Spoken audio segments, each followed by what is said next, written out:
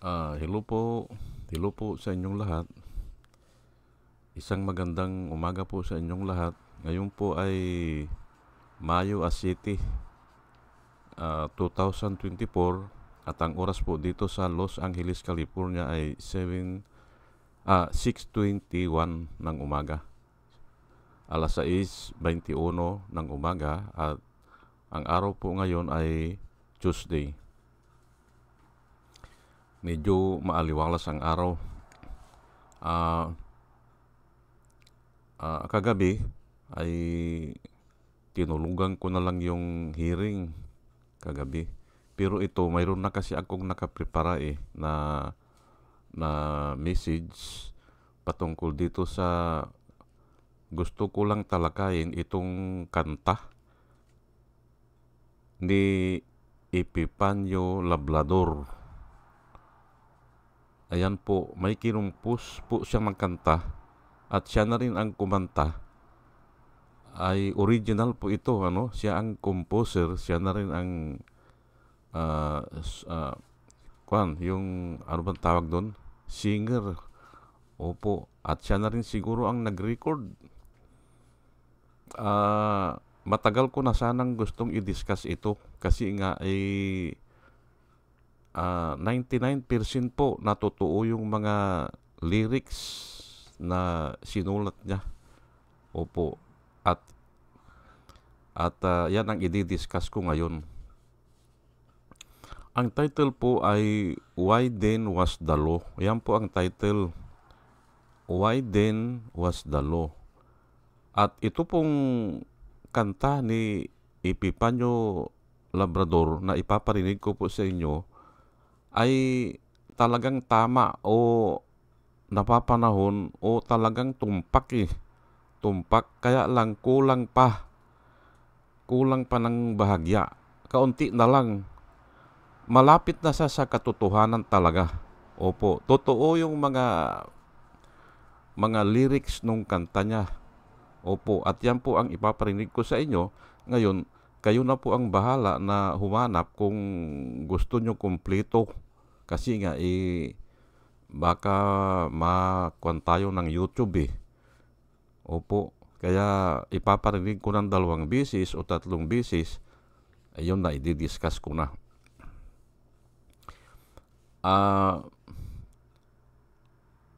Ulitin ko, malapit sa katotohanan. Kaya lang hindi siya dapat huminto, At ipaparinig ko muna bago ko batiin yung mga subscriber natin, pupuntahan ko lang po muna,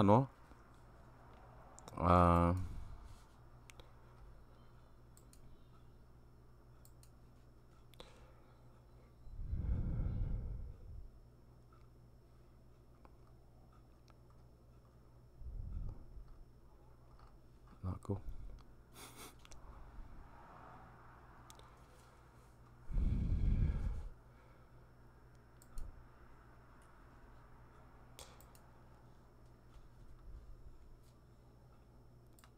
Individual rich people who abuse the rights of our fellow citizens who are oppressed. Ng mga kapangyarihan, Epifanio Labrador. Yan po. Epifanio Labrador, tagapagtanggol ng Pakinggan nyo bayan. po, pakinggan nyo po.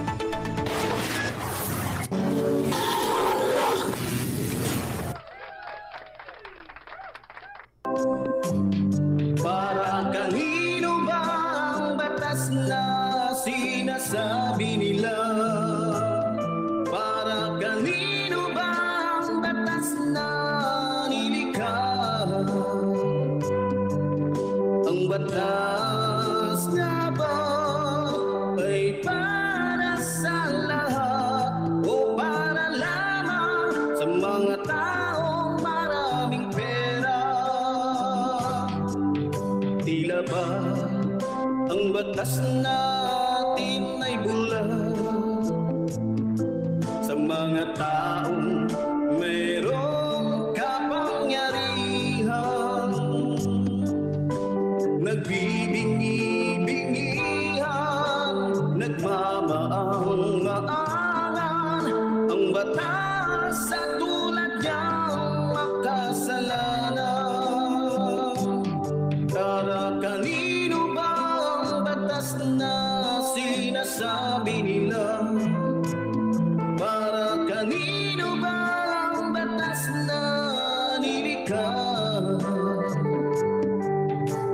batas na ba ay para sa lahat o para lamang sa mga taong maraming pera?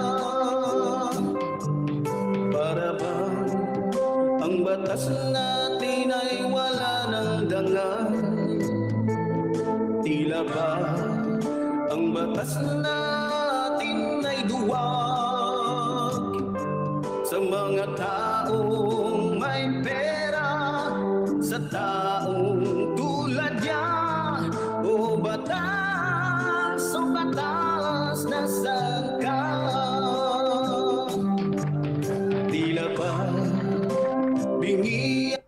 Magandang Ayan po, narinig nyo po yung kanta. Siya po ang kumanta niyan, siya ang nag-compose. Maganda po at dinidescribe niya kung ano yung batas. Kanino daw ba ginawa yung batas? O bakit bulag ang batas? Iba yung sa mayaman, iba yung sa mahirap. Yun po ang sinasabi niya diyan, At muli ay pakinggan po natin muli at namnamin natin po yung lyrics na sinulat niya, ni Epipanyo Labrador,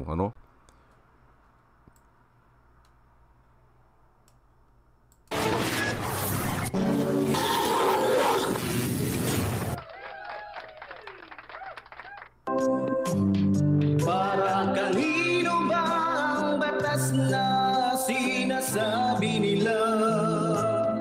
Para kanino ba ang batas na nilikha? Ang batas nga ba ay para sa lahat o para lamang sa mga taong maraming pera? Tila ba ang batas natin ay bulag sa mga taong mayroong kapangyarihan, nagbibingi-bingihan, nagmamaang-maangan? Ang batas sa tulad niyang makasalanan. Para kanino ba ang batas na sinasabi nila? Para kanino ba ang batas na nilikha? Ang batas na ba ay para sa lahat o para lamang sa mga taong maraming pera? Para ba ang batas natin ay wala ng dangal? Tila ba ang batas natin ay duwag sa mga taong may pera, sa taong tulad niya? O batas na sangka? Tila ba bingi? ayan po at babalik na po ako doon sa natin. Luzon.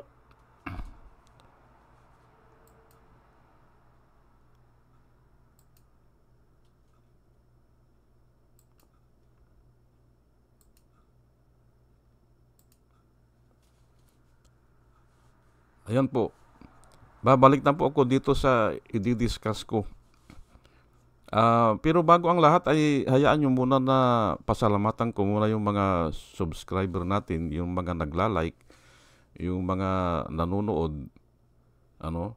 Ay ito po sila, batch number 1 po ito, si Rosana Narumi ng Japan, Al Ulalia ng Bacolod, Pampanga, Librager, Alex Sarmiento, Dolor Garcia ng Milano, Italy, Nana Antibi ng Bahrain, Will Utaib ng Laguna, Nilson Balyaran, Julio Magbanua ng Singapore, Andre Deliver, Arnold Fernan ng Cebu, Larry Narvaez, Josia Lan, Elenita Sculpture ng Germany, Ben Puno, Leti Peralta ng Mamburao Occidental Mindoro, Maribel Baligat Culio, Querti Q, Jonah M, Rinaldo Abintino, Mel Herrera ng Evanston, Illinois, Ernesto Aburque, Placer Eduarte, Hiasmin San Juan, Roman Di Paz, Mary Grace Santos, Pacmando, John Cabrera, Lowen Sigako, Ike Maglasang, Linda Trasmonte, Linda Walton, Sasha Andigwid,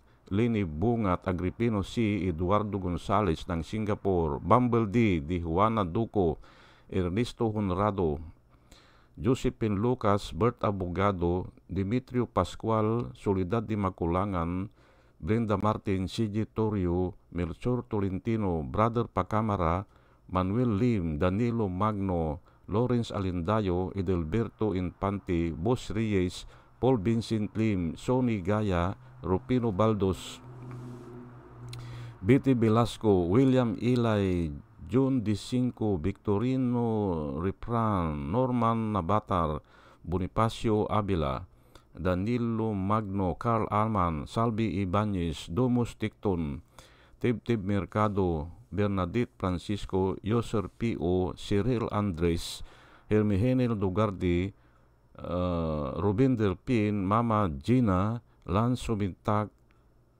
Leonardo Asibis, at saka si Jose Tusi. Salamat po sa inyong lahat. Nang dahil po sa inyong, ako ay nagsisikap na mag-vlog tuwing umaga po from 6:30 to 7 o'clock. At ito naman po ang mga nire-recommenda ko ng mga vloggers na ating panoorin at suportahan. Ito po sila, no? Si Michael Apasibli Bulletin, Attorney Insurrecto, Bonyog Pagkakaisa, Vlogcaster Armandin, Engineer Tuto Kausing, Aling Marie, Mr. Sa Totoo Lang To, Christian Isguera, PMT GR Vloggers, The Action Man, Roy Japan Tours, Divine Apostol, CG Pitzchay, Kapihan ni Art at Ago, Dimjus Journey, Kakamping, Ang Batas with Attorney Claire Castro, at saka yun si Waldi Carbonell. Ugaliin po natin na manood sa kanila at marami po tayong matututunan sa kanila. At nakikita ko na yung sinasabi nila ay mga totoo at para po sa bayan. O sige po, at tayo ay tuloy-tuloy na sa ating discussion. Why then was the law? Ano? Yung kanta po ni Epipanyo Labrador ay para siyang sinasabi niya na nadi-discourage na siya dahil sa batas. Opo, o kaya ay nakikita niya na walang nangyayari, o kaya ay bulag ang batas, sabi niya, o may pinapanigan, o parang ganun, ano? Dismayado siya. Ayan po. Yan po ang i-discuss natin na totoo naman yan. Totoo yan. Ito na, ano? At bibilisan ko lang po, ano? Ulitin ko, ano? Tama yung mga lyrics niya eh. Tama yun. Kung pakinggan nyo ulit ay talagang yung pagkanta niya ay tama, ano? Pero kulang pa rin, ano? Galatians 3:19, why then was the law given at all? Ibinigay po ang batas kay Moses, ang kautusan kay Moses. Pero bago kay Moses, marami ng tao. Nabuhay na ang mga tao. Pero ang batas ay ibinigay lang kay Moses. Why then was the law given at all? It was added because of transgression until the seed to whom the promise referred had come. The law was given through angels and entrusted to a mediator. Ayan po nakasulat. Pero ang nais ko lang pong banggitin dito, the law was added or the law was given to Moses because of the transgression. Nagkakagulo na po sila eh. Kaya ibinigay po ang batas. Mamaya na yung until the seed, ano? Baka hindi na natin abutan yan eh. Galatians 3:24. Ulitin ko, ano, ibinigay lang ang batas kasi nga para magkaroon ng kapayapaan kasi nagkakagulo na po eh. Ngayon, Galatians 3:24, so the law was our guardian, Yan po ang ating guardian o ating tagapagturo, tutor, or schoolmaster. So the law was our guardian until Christ came that we might be justified by faith. Ayan po. The law is just our guardian. Sa iba kasi, sa ibang verse, hindi ko lang inilagay dito, the law is our guardian to bring us to righteousness, which is the righteousness of God, Jesus Christ. Ayan po, Ayan po ang kwan dyan, para i-justify tayo. Ayan po. The law is just our guardian. Guardian lang po yan to bring us to righteousness. Mas mahalaga po yung righteousness. Ang sabi po ni Jesus Christ, seek first the kingdom of God and His righteousness. Ayan po, ay mas mahalaga kasi ang righteousness. Okay? Ngayon, Romans 3, verse 20, therefore, by the deeds of the law, no flesh will be justified in His sight. For by the law is the knowledge of sin. Ayan po. Walang madjustify po. Kahit na ikaw ay sumunod sa batas. Ulitin ko lang po therefore, by the deeds of the law, yung pagsunod sa batas, o pagtalima sa batas, no flesh. Absolute po yan. No flesh will be justified in His sight. Wala Pero ang tanong ko, may sumusunod ba talaga? Wala nga Wala nga makakasunod sa batas kasi nga ang tao ay alipin ng kasalanan. Rebelde po ang tao. Pag may batas, ayaw sundin. Kahit na sa batas ng ating pamamahay, yung ating mga magulang, ayaw natin sundin yan. Kasi nga, from birth, rebelde na po ang tao. Namana natin yan. Namana natin yan sa ating mga magulang. Ayan po. Mas sinunod nila yung ahas. Yung matandang ahas. Yung si Lucifer ata yun. Yung si Satanas. Mas sinunod nila. Kaya yun na ang nag-umpisa ang rebelde ng tao. For by the law is the knowledge of sin. Ayan po ang isang purpose ng law. Para lang may maintindihan tayo na tayo ay nagkakasala. Kasi nga, nakasulat din sa Biblia, when there is no law, there is no transgression or there is no sin. Ayan. By the law is the knowledge of sin. Ayan po ang sinasabi dyan. Ngayon, ay mayroon pang isang mas mabigat po na nakakasuklam. Yang batas kasi, sang-ayon kay Kristo, ginagamit po ng mga politiko yan o mayayaman o makapangyarihan para idiin yung mahihirap. Ayan po ang ayaw ni Kristo. Ginagamit ng mga mambabatas o ng mga gumagawa ng batas o mga mahistrado, hindi ba? Mga parisyo noon mga mahistrado yan Sila ang teachers of the law Yung mga parisyo na yan. Ano po ang sinabi ni Jesus Christ sa kanila? Na hanggang ngayon po, nangyayari yan. Yan ngayon nakalagay doon sa kanta Yan ang nakalagay na hindi pantay ang batas. Hindi po pantay. Ito pang sinabi ni Jesus Christ, Matthew 23 verse 4. For thy bind heavy burdens.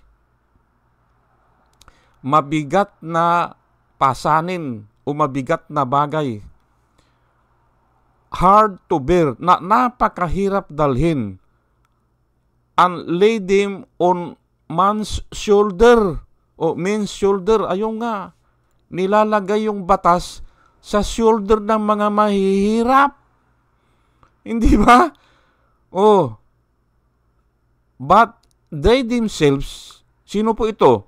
Yung mga mayayaman, yung mga may kapangyarihan, yung mga mahistrado, hindi ba? But they themselves will not move them with one of their fingers. Ayan po. Inilalagay nila sa batok o pamatok ng mga tao at pinapasan nila yung mga batas. pero sila ayaw nilang dalhin yung batas sa kanilang mga finger. Ayan po ang description ni Jesus Christ. At alam na po ni Jesus Christ yan. Alam niya. Alam niya. Opo. Ang example po natin dyan ay, hindi ba si Dilima, kinasuhan ng kinasuhan yan? O, droga ka. O, ayan, ibinilanggo. Ayan nga eh. O, pero sila, they do not want to lift a finger. Ayaw nila ngayong humarap sa ICC. Ayan po, hindi ba? Ayaw nilang humarap. Ganon din si Kibuloy, hindi ba?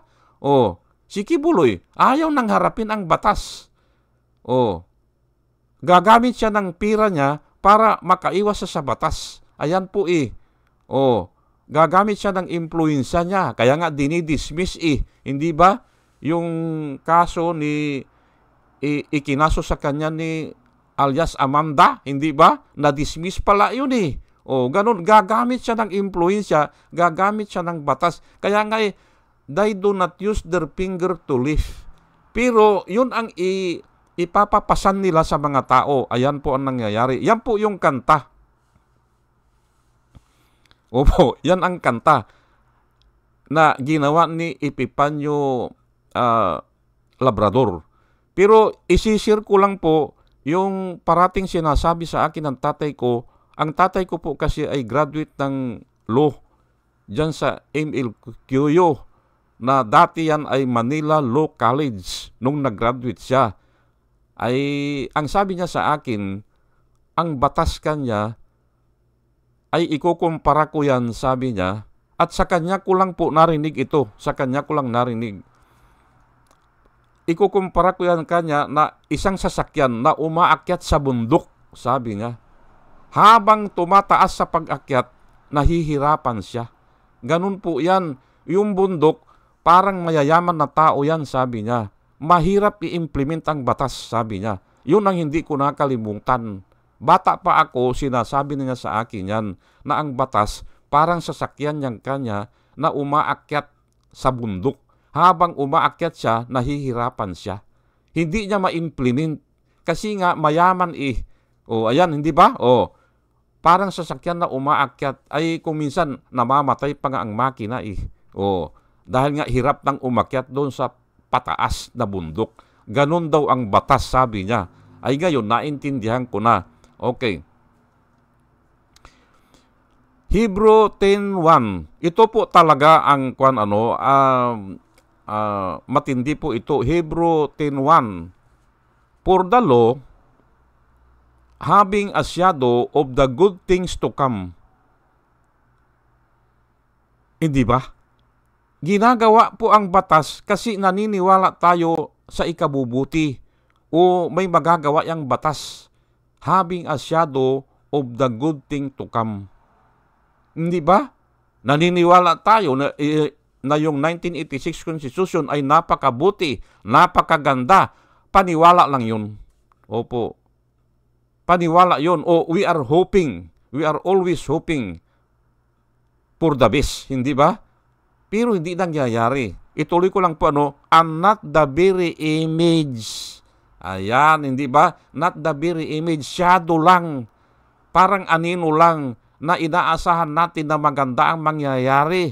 Dahil ginawa na dito ang batas. Gumawa na ng ganitong batas. Plunder law, ginawa na. Pero natapos ba ang pagnanakaw? Hindi eh. But we hope na nung ginawa yung plunder law, ay mawawala ang magnanakaw. Ay hindi. But not the very image of the good thing to come. Hindi ba? Can never be. Ang sabi po ng Biblia, can never with these same sacrifices. Ano yun? Yung sacrifices po about the law. Nagsasacrifice sila. Can never be. Ang sabi ni Paul, hindi si Paul ito, hindi pa alam kung sino ang sumulat ng Hebrew. With the same sacrifices, yung batas eh. Oh. Which they offer continually year after year. Oh. Umaasa sila, nagaganda. Pero wala din, hindi mangyayari yan. Ay sinabi na nga ni Paul make those who approach perfect. Hindi magiging perfect ang tao. Hindi masisib ang tao sa pamamagitan ng pagsunod sa batas. At yung inumpisahan natin, no man is justified by following the law is evident. Ayan po. Ito naman dito sa Hebrew, for the law having a shadow of the good thing to come. Shadow lang. Umaasa tayo na magiging maganda ang Pilipinas dahil dyan sa paggawa nila ng batas. Hindi ba? But not the very image of the things to come. Yung ini-expect natin or the good things to come. Can never be. Yan na nga sinabi Hindi nga po pwede Kaya nga tama yung sinasabi ni yung kanta ni Epipanyo Labrador, hindi ba?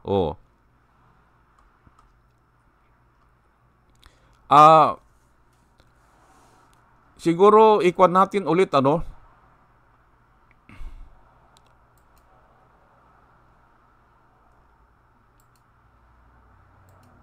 para lang maintindihan natin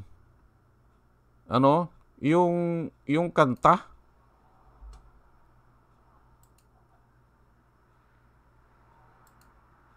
Luzon, Visayas.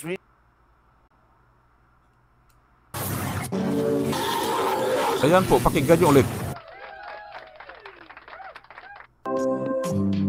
Para kanino ba ang batas na sinasabi nila? Ayan, hindi ba? Para kanino daw yung batas nilikha, hindi ba? Ang batas nga ba ay para sa lahat? Para sa lahat, hindi Sa mga taong maraming pera, hindi ba? Mayayaman hindi ba? tila ba ang batas natin ay Bulag, hindi ba? Bulag hindi ba? sa mga taong mayroong kapangyarihan. Kung may kapangyarihan, wala na hindi ba? Ang batas Nagbibingi-bingihan. Nagmamaang-maangan. Ang batas na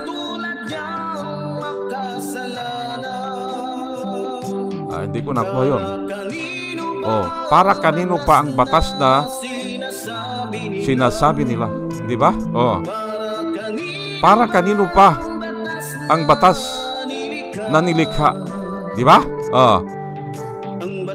Ang batas nga ba para sa lahat.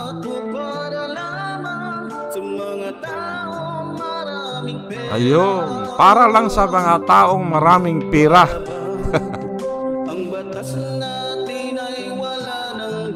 Wala nang dangal, hindi ba? Walang dangal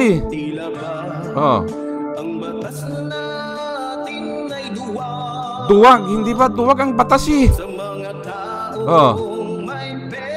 May pera. Duwag ang batas.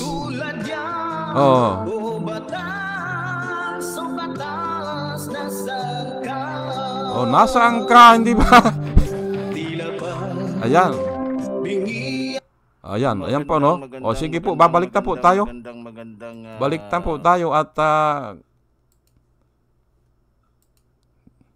kulang na po ang oras natin, pero ipagpaumanhin nyo po, itutuloy-tuloy ko lang po ito,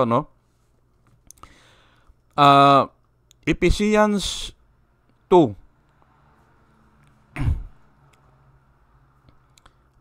Verse 13 hanggang 15. But now, in Christ Jesus, you who once were far away have been brought near through the blood of Christ.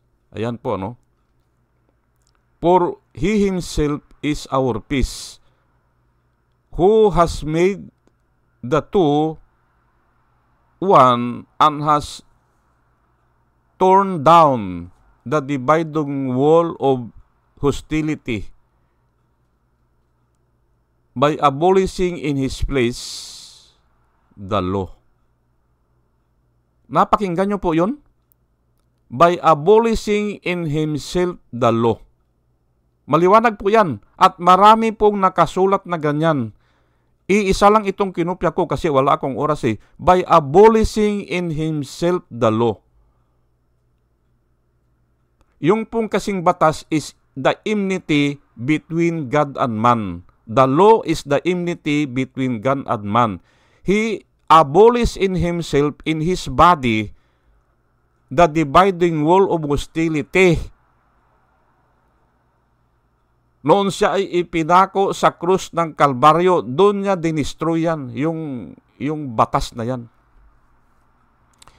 By abolishing in his place the law of commandments and decrees, he did this. Ginawa niya ito to create in himself a new man out of the two. Ayun po gumawa siya ng out of the two, siya, si Kristo, at saka yung taong maniniwala sa Kanya o yung tao na mananampalataya sa Kanya, a new man, one new man, isang taong bago. Ayan po isang taong bago. Ngayon, si Kibuloy nagkamali dito Ang sinasabi ni Kibuloy, sino yung dalawa? Yung espiritu daw at ang katawan ay nag-isa o naging isang taong bago. Mali. Ang sinasabi naman ng Iglesia ni Kristo, yung dalawa ay si Kristo at saka yung simbahan, na maaring pwede na yun, Maaring pwede na yun, Si Kristo at saka yung simbahan.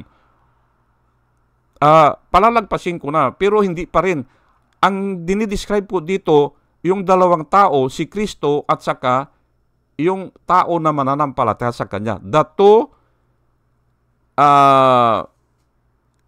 will become one new man, isang taong bago. Ngayon, ito na bang na nilabanan ko yung sa Katoliko, ang sabi naman nila, yung dalawang tao ay yung hintil at saka yung mga Diyo. Ay mali yan, kako. Mali yan. Nilabanan ko sila, hindi nila masagot Dato, sabi ko, yung dalawa ay si Kristo at saka yung isang tao na mananampalataya sa Kanya, na ibibigay na yung kanyang buhay. Lahat, pati ari-arian niya, mga time, mga talents, isusurrender na niya. I surrender all. Ayan po. Siya ay magiging isang taong bago. Ayan po. Kaya nga, yung batas, wala yan. Ang batas po ay pinulpil ni Jesus Christ so that He has the right to abolish the law. So that people who cannot follow the law will be saved through faith. Ayan po. Kaya nga, kulang yung kanta ni Kwan Kulang yung kanta niya Dapat idagdag niya ito. Hindi nga tayo masisave dyan Dyan sa batas na yan Kasi tatanggalin yan Nung dumating si Kristo, dapat tinanggal na yan. Pero hindi pa rin sang-ayon sa Biblia, hindi pwedeng tanggalin yan kasi may tao na matigas ang ulo. Gustong sumunod sa batas, gusto nila ipatupad ang batas. Ikulong yan si Dilima. Sabi nila, kasi ipatupad natin ang batas, ganun po. Kaya naman sila ay huhusgahan sa pamamagitan ng batas. Kaya nga hindi pwedeng tanggalin ang batas. Those who give their trust on the law will be judged according to the law. Yan po ang nakasulat Pero yung sumampalataya na kay Kristo, ibinigay na o nagtiwala na sila kay Kristo, wala na po yan. Save na po yan. Ayan po. Kaya, pronounce not guilty na. At yun ang born again experience. Ayan po, ulitin ko, nakuha ko lang yung kanta niya kasi nga tama yung kanta niya Pero kulang. Bakit? Hindi siya umabot dito. Yung born again experience. Ayan po, sige po, at hanggang dito na lang po, at sana tayo ay may natutunan, sana tayo ako po ay pinapanalangin ko po sa Diyos sa umaga, ay bago ako mag-umpisa, ay yung tagapakinig ay magkaroon ng wisdom na nanggagaling po sa Diyos. Opo. Hindi po tayo mapapabuti ng batas. kaunti lang siguro, pero hindi yung hindi tayo ma-justify sa in the sight of God, hindi po. Opo.